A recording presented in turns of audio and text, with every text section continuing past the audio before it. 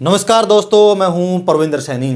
दोस्तों, आजकल हरियाणा में नौकरियों को लेकर विवाद चल रहा है। बात करें जो भी ग्रुप बी की नौकरियां हों या सी की हों या ग्रुप ए की जो नौकरियां हैं, खासकर उन नौकरियों पर विपक्ष लगातार सवाल खड़े कर रहा है। आज भूपेंद्र सिंह हुड्डा ने रोहतक में प्रेस कॉन्फ्रेंस की। इसके अलावा कई दिन पहले जो है दीपेंद्र हुड्डा भी प्रेस कॉन्फ्रेंस कर चुके हैं। रणदीप सुरजेवाला जो है वो भी प्रेस कॉन्फ्रेंस कर चुके हैं। तमाम लोगों के आरोप हैं कि हरियाणा में जो नौकरियां लग रहे हैं बच्चे, उन नौकरियों में जो बाहर के लोग हैं उनको नौकरियां ज़्यादा मिल रही हैं, जबकि हरियाणा के युवाओं की अनदेखी हो रही है। अगर हम इसमें बात करें तो कई ऐसी नौकरियां हैं जिसको लेकर बार बार विपक्ष सवाल जो है खड़े कर रहा है। सहायक अभियंता की बात करें तो 214 पदों के लिए ये नौकरियां हैं। इसमें से 185 पद जो है बाहरी लोगों के लिए बताए जा रहे हैं, यानी कि 185 पदों के लिए जो बाहर के जो लोग हैं उनको डॉक्यूमेंट वेरिफिकेशन के लिए बुलाया गया है। इसी तरीके से सहायक अभियंता में 49 पदों में से 28 पद जो है बाहर के लोगों को मिले हैं, जबकि दीवानी जो न्यायाधीश हैं उनमें 110 पदों में से 60 पद जो है बाहर के लोगों को मिले हैं। इसी तरीके से कई और लिस्ट हैं जिनको लेकर विपक्ष लगातार सवाल खड़े कर रहा है। इसी मुद्दे पर चर्चा करने के लिए हमारे साथ जाने माने राजनीतिकार वीरेंद्र राठी हमारे साथ मौजूद। राठी साहब, आपका कार्यक्रम में स्वागत है। आपका बहुत बहुत धन्यवाद। सभी दर्शकों को मेरी तरफ से नमस्कार।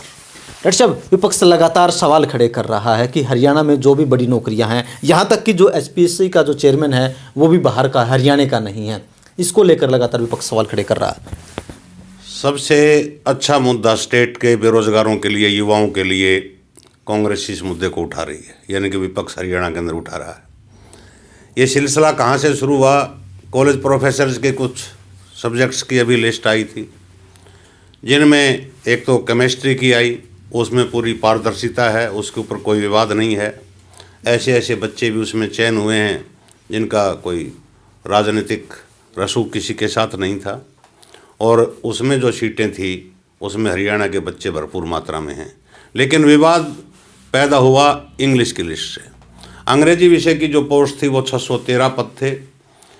जब उनका मेन एग्ज़ाम हुआ उसके बाद जो बच्चे लिस्ट आउट की गई वो की गई 151 बच्चों की, और जो हरियाणा के बच्चे थे जो 6 बार दावा कर रहे हैं कि हम 6 बार के नेट क्वालिफाइड हैं, JRF हैं, हम हरियाणा प्रदेश की यूनिवर्सिटी से पढ़े हैं, जो थ्योरिकल पेपर था उसका हमें अच्छे से ज्ञान है कि जिस विश्वविद्यालय के अंदर हम पढ़े हैं उन्हीं पुस्तकों से हमने तैयारी की है, हमारे को हमारे मार्क्स भी नहीं बताए जा रहे। उन लोगों का दावा है, कई बाइट सोशल मीडिया पर मैंने सुनी है। और उनका एक आरोप ये भी है कि HPSC जो हरियाणा पब्लिक सर्विस कमीशन है उसका जो चेयरमैन है कि वो भी बाहर से हैं, बिहार के हैं शायद, आलोक वर्मा जी, कि वो भी अपने प्रदेश से नहीं हैं। अगर इस प्रकार का घोटाला हो रहा है तो हरियाणा के लिए, बेरोजगारों नौजवानों के लिए बड़े दुर्भाग्य की बात है, और सरकार को भी इस बारे में संज्ञान लेना चाहिए। और जो विपक्ष इस मांग को उठा रहा है, कौन विपक्ष ने भी आंकड़ों सहित नौजवानों के बीच जा कर के उनकी मीटिंग बुला करके उनसे और तथ्य लिए जाएं, ताकि मजबूती से उन नौजवानों का, उन बेरोजगारों का विपक्ष अपना पक्ष रख सके। अब जिस प्रकार से आपने चर्चा किया कि जैसे अंग्रेजी के विषय के 613 पद लिस्ट आउट हुई 151 की, जिसमें 8% हरियाणा के नौजवानों का चयन हुआ, काफ़ी कम है। बाहर के प्रदेश के युवाओं का तो एक सीमित सा कोटा होता है, और वो भी जो टॉप मेरिट में हो वो हो, लेकिन उनके लिए अपना प्रदेश है, वहाँ जा कर के नौकरी करें। दूसरा, सहायक अभियंता बिजली विभाग में आपने बताया था कि 214 पद कुल, जिसमें 185 आउट ऑफ स्टेट थे। आजकल विपक्ष के नेता भूपेंद्र हुड्डा जी ने आज रोहतक के अंदर प्रेस कॉन्फ्रेंस की है, जिसमें आनंद सिंह दांगी और बीबी बत्रा जी भी वहाँ मौजूद थे। दीपेंद्र हुड्डा जी ने भी 2 दिन पहले प्रेस कॉन्फ्रेंस की है। उन्होंने भी जो आंकड़े हम बता रहे हैं ये आंकड़े प्रेस कॉन्फ्रेंस के अंदर रखे हैं। उनमें एक उन्होंने बताया कि ये जो 214 सहायक अभियंता बिजली विभाग के हैं, जो 185 जो बाहर के प्रत्याशी हैं, उनकी डॉक्यूमेंट्स वेरिफिकेशन चल रही है, हालांकि लिस्ट आउट नहीं हुई है। चर्चा ये है कि उनकी डॉक्यूमेंट्स वेरिफिकेशन किस आधार पर हो रही है। दूसरा, एक सिंचाई विभाग के अंदर सहायक अभियंता लगे थे, 49 में से 28 बाहर के। रोहतक के सांसद दीपेंद्र हुड्डा जी ने दावा किया है कि 28 बाहर के हैं, 49 में से 28 बाहर के हैं, तो यहाँ का बेरोजगार नौजवान कहाँ जाएगा? एक लिस्ट आई एएमओ के 427 पदों में से कि 75% आउट ऑफ स्टेट के लोग हैं। एक आई कि तकनीकी शिक्षा विभाग के अंदर लेक्चरर के 153 में से 106 लोग बाहर के हैं। तो अगर इस प्रकार से हरियाणा के बेरोजगार और टैलेंटेड नौजवानों का भविष्य मारा जाएगा तो काम कैसे चलेगा? वो बच्चे आखिर कहाँ जाएं? वो हरियाणा के शिक्षण संस्थान से पढ़े हैं। क्या हरियाणा सरकार को ये भी तो सोचना होगा, क्या हमारे शिक्षण संस्थान इतना कमज़ोर बच्चों की पढ़ाई करा रहे हैं कि वो योग्य इंजीनियर नहीं पैदा कर पा रहे, या प्राध्यापक नहीं पैदा कर पा रहे, या शिक्षक नहीं पैदा कर रहे? विपक्ष जिस प्रकार से मांग उठा रहा है, उन बच्चों ने जा कर के पंचकुला के अंदर भी प्रदर्शन किया है और उन्होंने इस चीज़ के लिए जिरह भी की है कि हमारे अंक हमारे को बता दिए जाएं, या बाहरी लोगों की जो बाहर के प्रत्याशी जो चयन हुए हैं खासकर अंग्रेजी विषय में प्राध्यापक के पद के ऊपर कॉलेज कैडर के अंदर, कि उनमें और उनमें हमारे में गुणवत्ता का फर्क आप बताएं। डॉक्टर साहब, मैं आपसे एक चीज़ जानना चाहूँगा कि जिस तरीके से ये तमाम जो है जिक्र किया जा रहा है बच्चों का यहाँ पर कि ये लिस्ट निकली है पहले, तो क्या यहाँ पर बड़े सरकार तो ये दावा कर रही है कि हम पारदर्शिता के अनुसार काम कर रहे हैं, जो बच्चा जहाँ पर लायक है उसको वो नौकरियाँ मिल रही हैं, तो क्या हरियाणा के बच्चे जो यूपीएससी क्लियर कर रहे हैं क्या वो लायक नहीं है? और दूसरी सबसे बड़ी बात, क्या हरियाणा की शिक्षा व्यवस्था इतनी ख़राब हो चुकी है कि हरियाणा में जो तमाम पद हैं उनके लिए अब बच्चे बाहर से आ रहे हैं? जो बच्चा रेगुलर एमएससी कर रहा है, एमफिल कर रहा है, पीएचडी कर रहा है, नेट कर रहा है, जेआरएफ क्वालिफाई कर रहा है, क्या वो टेस्ट की प्रक्रिया से होकर के नहीं जाता?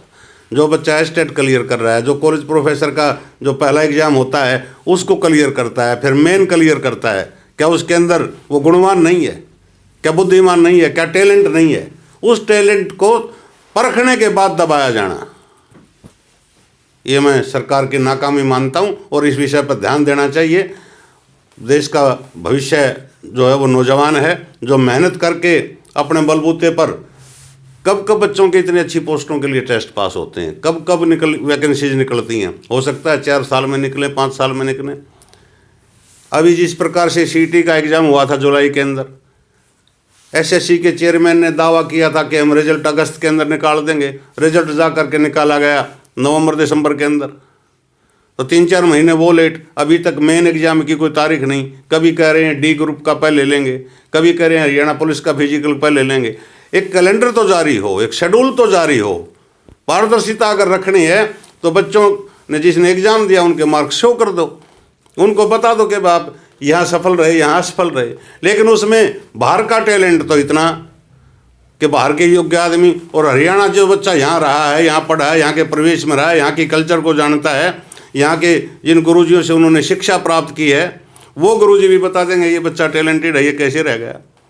और सारे टेस्ट क्लियर करने के बाद फिर उनका नंबर ना आना कहीं न कहीं मन को पीड़ा तो देता ही है। डॉक्टर साहब, अगर मान लेते हैं हम कि बाहर के बच्चे ज़्यादा टैलेंटेड है, हरियाणा के बच्चे जो है पीछे रह रहे हैं, तो क्या ऐसे में सरकार को अपनी शिक्षा व्यवस्था पर सोचना नहीं चाहिए कि हमारी शिक्षा व्यवस्था में कहाँ पर खामियां हैं? हरियाणा के बच्चे कहाँ पीछे रहे हैं? जब एशियाड गेम होते हैं यही सरकारें हरियाणा के नौजवानों का, खिलाड़ियों का सम्मान करती घूमती हैं। ओलंपिक होते हैं तो हमारे बच्चे मेडल लेके आते हैं, सबसे ज़्यादा हरियाणा के, उन्हीं के दम पर ये राजनीति चमकाने का काम करते हैं। उसी प्रकार से जब यूपीएससी का रिजल्ट आता है तो हरियाणा के बच्चे वहाँ अपना झंडा गाड़ते हैं, तब वो टैलेंट कहाँ जाता है हरियाणा का? हरियाणा की नौकरियों में तो हरियाणा के नौजवान के टैलेंट को कहीं न कहीं दबाया जा रहा है। तो क्या डॉक्टर साहब हम ये मान लें कि यहाँ पर सरकार को सोचना चाहिए, कोई ना कोई पॉलिसी बनानी चाहिए इसको लेकर? निश्चित रूप से पॉलिसी हो। जो पोस्ट होती हैं उनके अंदर एक कोटा होता है कि अदर स्टेट के इतने % उसके अंदर आ जाते हैं। ये नहीं होता कि 70% या 80% या 60% बच्चे बाहर के, बाकी हरियाणा के। हरियाणा वालों को क्या कसूर है? हरियाणा वाले बच्चों को किसी दूसरे स्टेट में बता दो ना, दूसरी सरकारें कितना सिलेक्शन में लेती हैं। हमारे बच्चों में प्रतिभा की कमी नहीं है, बड़ी प्रतिभा हमारे बच्चों के अंदर, नौजवानों के अंदर छुपी हुई है, और वो करके दिखाते भी हैं। अभी आप पीछे एक प्रदर्शन, ये कुछ बच्चे इंग्लिश के इकट्ठे हुए थे जैसा मैं आपको बता रहा था। वहाँ एक लड़की 6 बार के नेट क्वालिफाई, एक लड़का, उसने सोशल मीडिया के ऊपर उसकी वीडियो मैंने देखी, उसने कहा कि जी मैंने नेट जेआरएफ 2-3 बार कर रखा है और उसके बाद मेरा सिलेक्शन इस लिस्ट के अंदर नहीं आया। ये कहा कि आपका जो मेन एग्ज़ाम था उसके अंदर आप उसको क्लियर ही नहीं कर पाए, ना हमारे को मार्क्स बताए जा रहे हैं। तो पारदर्शिता रखनी है तो उनके सामने सभी को उनकी डिटेल दे दो, उनकी कॉपी दिखा दो एक बार कि कहाँ गलती उन्होंने की है, ताकि आगे वो सुधारें। तो चलिए दोस्तों, कहीं ना कहीं हरियाणा में सरकार एक तरफ तो दावा कर रही है कि हम पारदर्शिता के साथ जो है सभी बच्चों को नौकरियां दे रहे हैं, लेकिन दूसरी तरफ विवाद ये भी खड़ा हो रहा है कि आखिरकार जो हैं कैसे जो बाहर के लोग हैं वो मेरिट में आ रहे हैं और हरियाणा का युवा पिछड़ रहा है, जबकि हरियाणा का युवा खेल हो, चाहे शिक्षा हो, चाहे यूपीएससी की हम बात करें, हर जगह हरियाणा का युवा अपने झंडे गाड़ रहा है। डॉक्टर साहब, हमसे चर्चा करने के लिए आपका बहुत बहुत धन्यवाद। बहुत बहुत शुक्रिया।